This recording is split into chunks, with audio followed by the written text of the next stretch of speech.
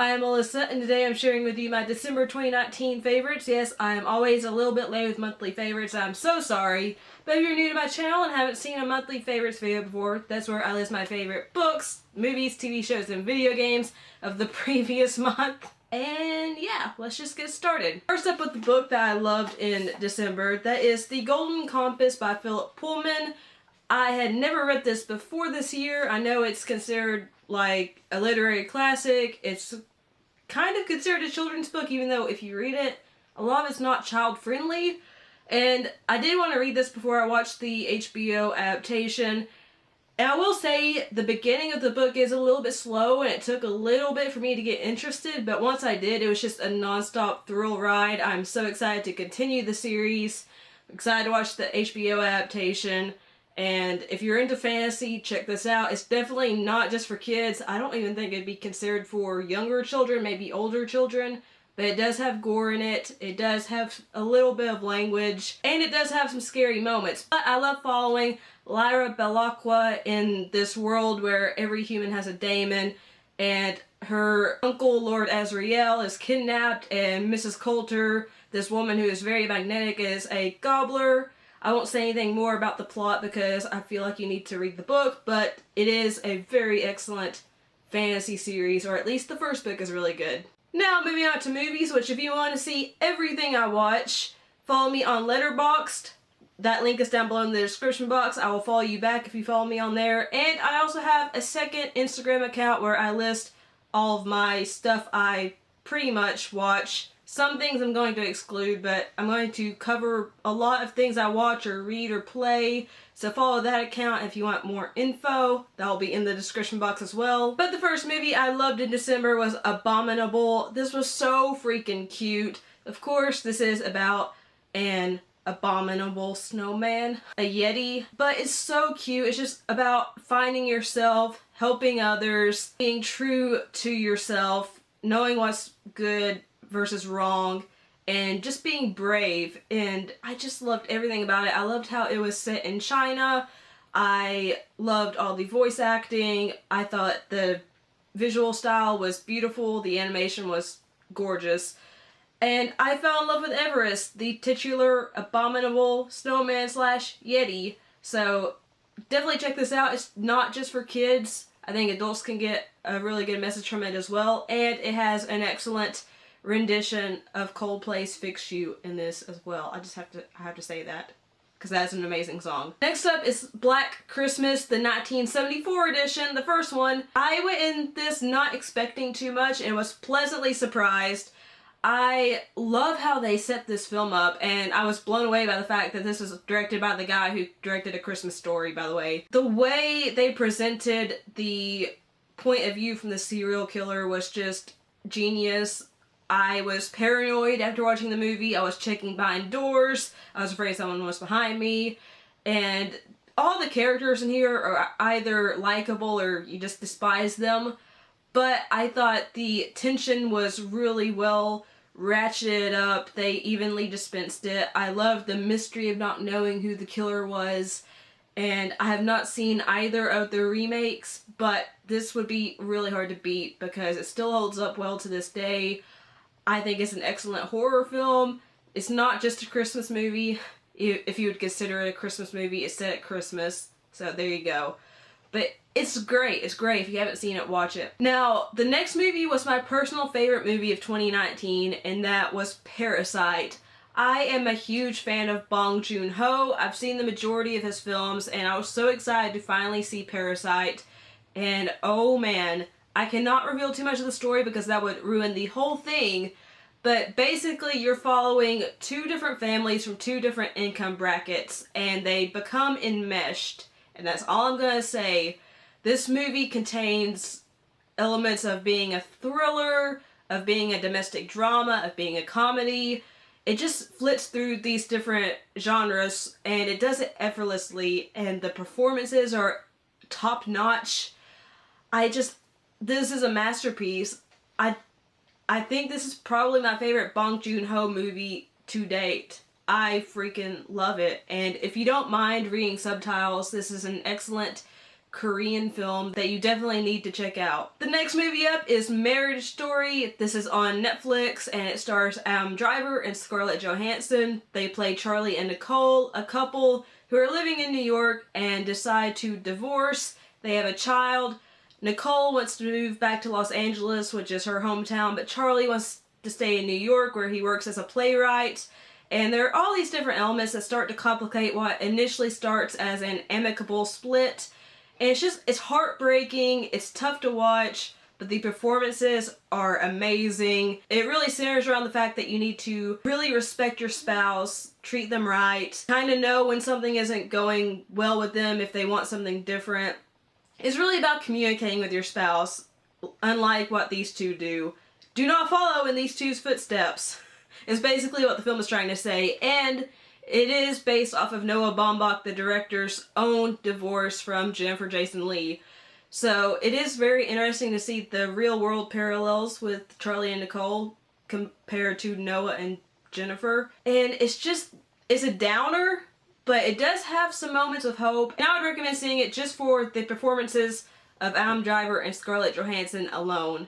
Amazing. Next movie up is The Farewell, which pleasantly took me by surprise. I never was the biggest Awkwafina fan before this and Jumanji The Next Level, but now I really like her. And in The Farewell, she is portraying a very dramatic role. She plays a young woman who has moved to New York, and she is kind of flitting around in life. She doesn't really know what she wants to do. She doesn't really care that much. But then she learns that her Nai in China is sick with cancer, but the family does not want Nai to know that she has been diagnosed with cancer. So she flies to China to spend her last days with Nai, and she has a really hard time with it. She's very emotional. She wants to tell Nai that she's sick, but she can't because everyone's saying, no, do not tell Nai that she has cancer. It's so sad, but there are also moments of humor, but it's more a piece about how we treat family, what family means to us, what we do for our family. It is mostly subtitled, but if you can get past that, it's a beautiful movie about family. Next up is one that I should have seen a long time ago but didn't, and that is The Holiday. This was just pure Christmas magic and happiness and everything. Kate Winslet, Cameron Diaz, Jude Law, Jack Black, all gave phenomenal performances. This just lifted my spirits. I think I'm probably going to watch it during the holidays for many years now because it's just that kind of movie. It sticks with you, and it's about Hollywood. It's about finding yourself, about finding true love. It just gives you all the warm and fuzzies and also makes you cry. So it's a great movie. The next movie I loved is actually going to be divisive, and that is Star Wars: The Rise of Skywalker. Yes, it does have problems, but I have loved every single Star Wars movie, even the prequel movies, I will admit. And this just feels like a really good conclusion to the Skywalker saga. I am so excited to see where Star Wars goes in the next direction. I'm not going to say anything about the story because I don't want to spoil anything if you haven't seen Star Wars: The Rise of Skywalker yet, but I really loved it. I loved how J.J. Abrams returned and finished up the storylines, and I liked the direction he went in, and I just liked pretty much everything about it besides a few little things I had issues with, but overall I really enjoyed it. Now the next two movies are Christmas classics that I am ashamed to say I had not seen before I watched them this year. The first one is Miracle on 34th Street, the original from 1947, I want to say the year is. I could be wrong. Don't kill me if I am.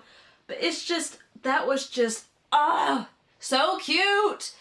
Kris Kringle coming and saying he's Santa and no one believing him besides children and him being taken to court over it. It was emotional. It made me feel good. It made me smile. It was just everything, and I'm kicking myself for not having seen it sooner.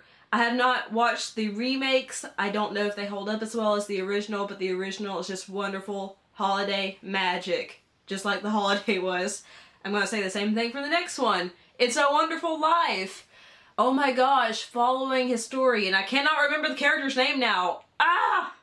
I'll remember it by the next few watches of the movie, but I cannot remember his name in the movie, but following him as he meets his wife, works his job, suffers with financial issues, and he has a guardian angel who's watching over him the entire time. It was just so inspirational.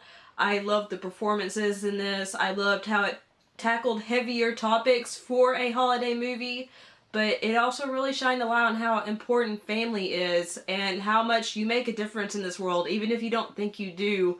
Every little thing you do can make someone change their life for the better, or it can have a butterfly effect. And, you know, if you are wiped away from the equation, some good thing might not happen and some bad thing might. And it was just really interesting to watch, and I loved the characters. I loved the way the story was told. I am definitely going to watch more Frank Capra films now. I just love this movie, and again, I'll be watching it more often during the holiday seasons from now on. Those were all the movies I loved in December, so let's move on to TV shows.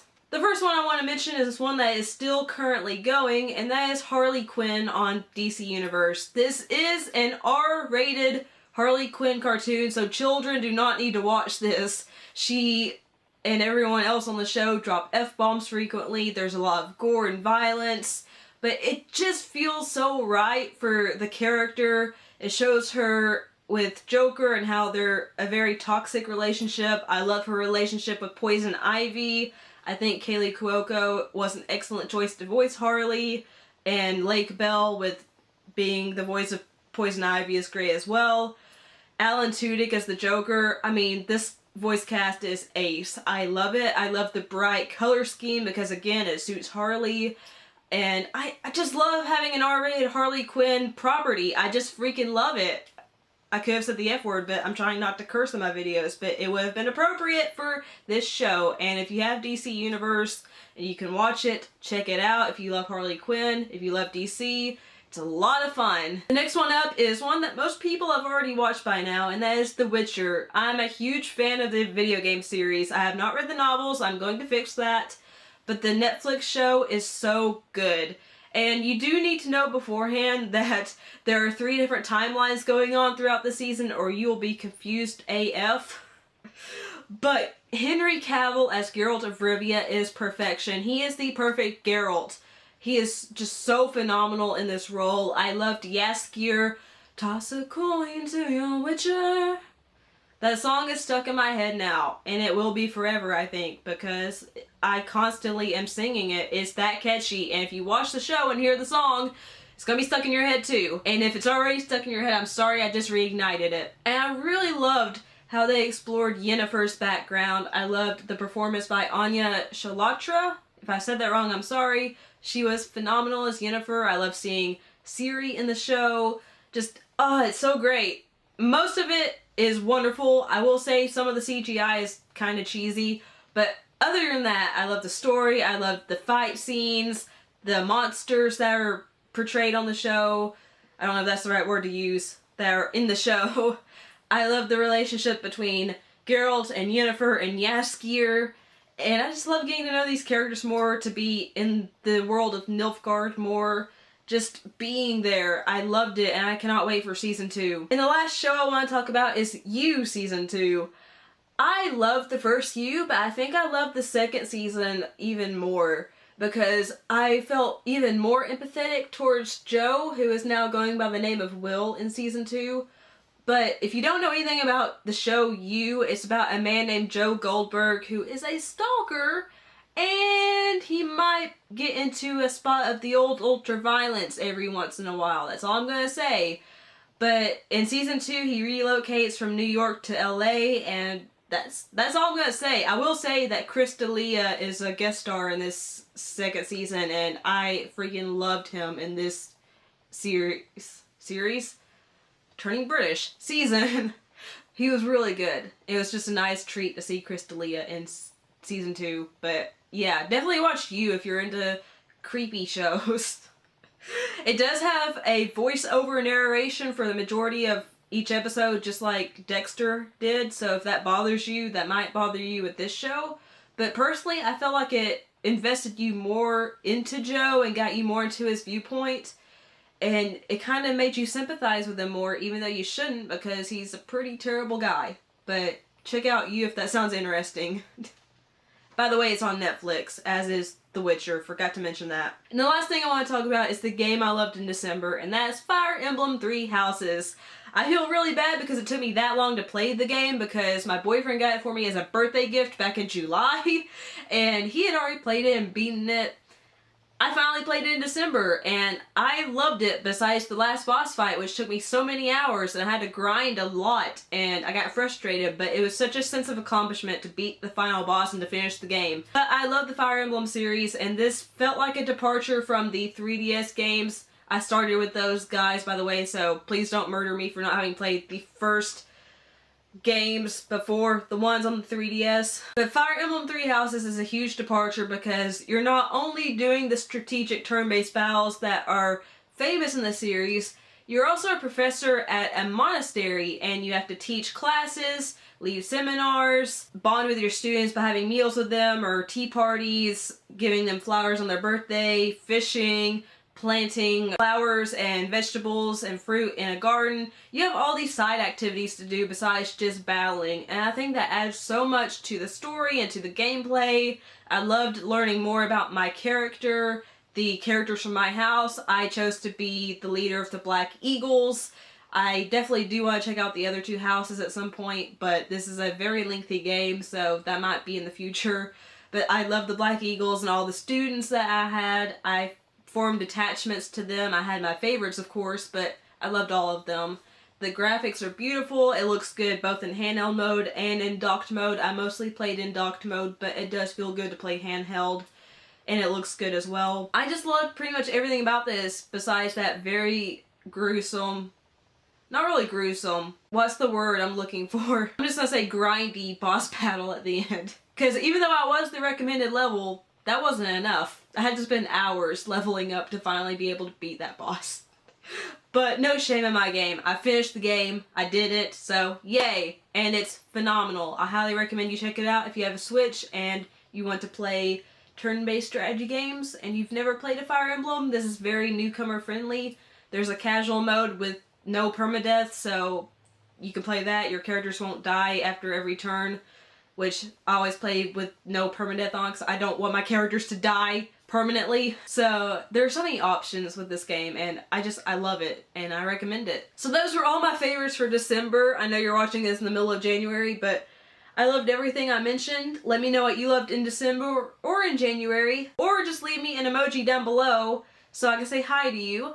If you liked the video, leave a like, share it if you liked it, subscribe if you haven't already, and hit the notification bell if you haven't, because that should alert you every time I upload a new video. I love you guys. Thank you so much for watching. You're always my favorites. Bye!